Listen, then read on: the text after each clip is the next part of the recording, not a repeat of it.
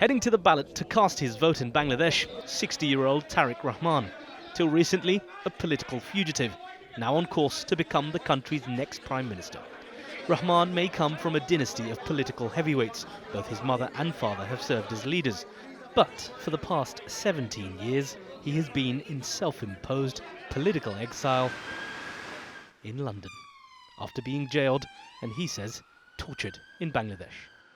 Tariq Rahman will take Bangladesh to the next level. Critics might argue being away from the country for so long makes it impossible to govern. But for those who know him, Rahman's time here is a strength. Well, UK played a very vital role in terms of, if we say, changing the mindset of Tariq Rahman. He has demonstrated very good leadership approach, listening to the people, emotional intelligence. The most important thing is the strategic perception about developing the country.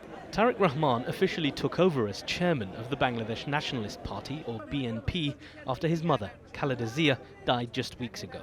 The party was founded by Rahman's father, Army Chief turned President Ziaur Rahman, in 1978 and has been one of the South Asian nation's main forces for decades. Bangladesh has a relatively short but turbulent political history. The country emerged from a bloody war of independence in 1971, led by Sheikh Mujibur Rahman. Since then, Bangladesh has experienced a series of coups, some violent, some bloodless, periods of military rule, and elections marked by bitter campaigns, boycotts, and allegations of rigging. The last vote, widely seen as credible, took place in 2008 when Mujib's daughter, Sheikh Hasina, won a landslide victory for the Awami League.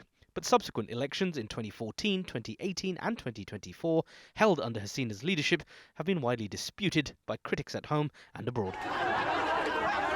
Frustration about jobs and corruption under increasingly authoritarian rule, in part, sparked the student or Gen Z revolution that ended Hasina's 15-year reign in the summer of 2024.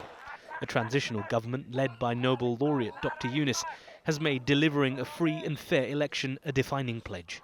But for the Awami League, the now banned party ousted leader Hasina belonged to, today was anything but fair. Today's election was a complete sham. You've had the largest party and all progressive parties barred from elections. You've had essentially a stage-managed election to give Jamaat-e-Islam, the largest Islamist party, a far outsized influence in parliament than they would based on their popular support. And this is not going to be sustainable. This is going to lead to more instability in the future. But why should anyone take your assessment of elections seriously when your party was widely criticised for vote rigging the last 3 times Bangladesh had an election? It was going to be a landslide for the Awami League. Unfortunately, the administration, some people in the administration still took it upon themselves to commit irregularities. Those should have been investigated. They weren't. But overall, it wouldn't have affected the result. An assessment of how free and fair this vote really was will be made over the coming days by some of the almost 400 international observers and 200 foreign journalists covering this election. But for now, all eyes will be focused on the results due to emerge by tomorrow. Mahathir Pasha, ITV News.